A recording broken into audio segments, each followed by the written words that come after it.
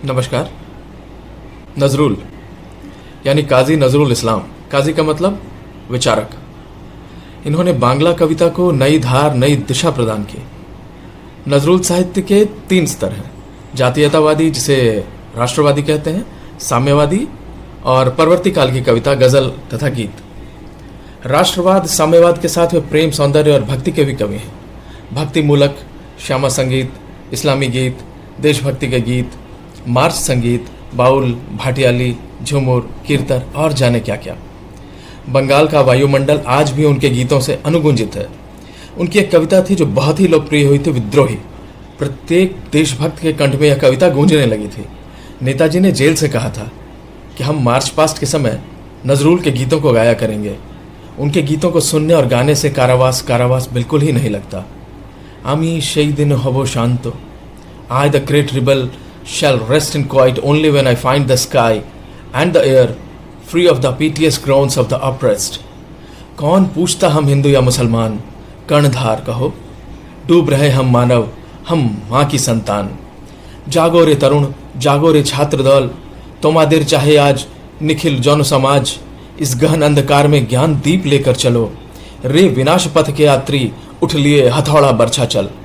दुर्गम गिरिकांतार मरु, दुस्तर पारावार, लंघिते होबे रात्रि निशिथे, यात्री राह होशियार। बोलो वीर कर उन्नत सिर, शिखर हिमालय भी झुकता है, देख तुम्हारा उन्नत। नजरुल का एक गीत है, अंतरे तुमी आछो चिरोदिन, ओ गो अंतरे यामी। कबीर के रहस्यवाद की याद दिलाता है। मोको कहाँ ढूंढे बंदे, मैं तो तेरे पास में। मैं तुम्हें बाहर ढूंढता रहा, लेकिन तुम मेरे अंदर में हो प्रभु, तुम मेरे अंदर में। नजरुल एक महान संगीतकार भी थे। शास्त्रीय संगीत के विस्तार के लिए नजरुल ने जो रास्ता अपनाया था, उस पर चलते किसी और को नहीं देखा गया। उनका एक गीत रंग मोहले रंग मशाल मोरा, या भैरवी, असावरी और भोपाली में मिली जुली बंदिश है। एक दूसरा गीत उनका कैनो कांदे परान की बेदनाए कारे को ही। इस गीत में विहाग, तिलक कामोद और खमाज का एक साथ प्रयोग किया था उन्होंने। नजरुल ने कई गुप्त प्राय रागों का पुनर्निर्माण किया है, जिसका नाम उन्होंने हारामणि रखा है, यानी खोई हुई मणियाँ। और कई नवीन रागों का भी निर्माण किया उन्होंने और उसे नवराग का नाम दिया। उनके स्वयं के बनाए रागों में राग वेणुका और राग दोलन चांपा, इन दोनों की बंदिशें बहुत ही लोकप्रिय हुई हैं। नजरुल के प्रेम में आत्मसमर्पण है। ना चाहिते बेशे छिले भालो मोरे तुमी, शुधु तुमी। সেই সুখে মৃত্যু কৃষ্ণ अधर भरिया, आज आमी शतबार करे तब प्रिय नाम चुमी। न चाहते हुए भी केवल तुमसे प्रेम किया था, उसी सुख में मृत्यु के काले होठों को भर दिया था। आज मैं हजारों बार तुम्हारा नाम चुनता हूँ। नजरुल कहीं से भी रूढ़ी से बंधे दिखाई नहीं देते। उनकी नायिका घूंघट के बाहर आकर पुरुष की दुर्बलता को दूर करती है, उसमें आशा का संचार करती है। आदि शांत उदासीन मेघे, आनी वर्षण चित्र, आदि तड़ित लता, पराजित पौरुषे जगाए तुली, दूर कोरी निराश दुर्बलता। नजरुल नारी पर हो रहे अत्याचार और भोगवादी संस्कृति के खिलाफ हैं। वो लिखते हैं, धू धू ज्वले उठबे धूमायित अग्नि, जागो माता कन्या वधु जाया जौनिनी। मेघे अनी बाला ब्रजेर ज्वाला, चिर विजयनी जागो जयंतिका। मांग में रक्त टीका लेकर अग्निशिखा के रूप में चलो, जागो माता कन्या वधु जागो। नजरुल महान देशभक्त थे। अंग्रेजी सरकार से उलझते रहे, डरे नहीं। उनकी कई रचनाओं को जब्त भी किया गया, नजरुल को जेल भी जाना पड़ा। देश के गुलामी के कारणों के ऊपर जो नजरुल ने लिखा है, उसका हिंदी अनुवाद सुनाता हूं मैं। 40 कोटि मनुष्य हम सब भारतवासी, हुए अलग झगड़े आपस में, खोई अपनी आज़ादी। भेद मिटा दो एक बनो सब, जाति धर्म के बंधन तोड़ो। मिले शांति धन धान्य पूर्ण हो, अन्न वस्त्र का हो ना अभाव। ये बताते हुए अत्यंत दुख होता है कि मात्र 8 वर्ष की उम्र में ही नजरुल के पिता का देहांत हो गया था।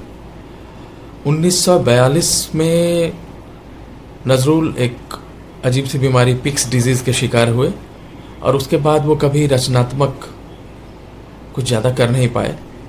मैं यहाँ यही कहना चाहूँगा कि अगर हम अपने पूर्वजों के साहित्य, संगीत कला के धरोहर को नहीं बचा कर रख पाए, इसे हम अपनी आने वाली पीढ़ियों को नहीं दे पाए, तो हमारी आने वाली पीढ़ियां एक तरह से मानसिक गुलाम हो जाएंगी और हमारी आने वाली पीढ़ियों में रीढ़ की हड्डी भी नहीं रहेगी।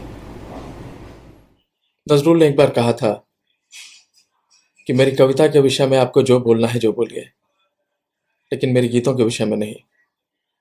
अमार गान अमार आत्मार उपलब्धि। अपने गीतों को मैंने अपनी आत्मा की आवाज़ सुन करके लिखा है और अंत में इस महान मनीषी को प्रणाम करता हूँ, अपनी श्रद्धांजलि अर्पित करता हूँ और आप सबों से निवेदन करता हूँ कि नजरुल के विषय में पढ़ें, उन्हें जानें और आने वाली पीढ़ियों को भी इस ज्ञान से अवगत कराएं। नमस्कार। আমি ভাই খেপা বাউল আমার দেউল আমারে আপন দেহ, আমি ভাই খেপা বাউল আমারে প্রাণের ঠাকুর, আমারে প্রাণের ঠাকুর নহে সুদূর অন্তর মন্দির গেহ, আমি ভাই খেপা বাউল।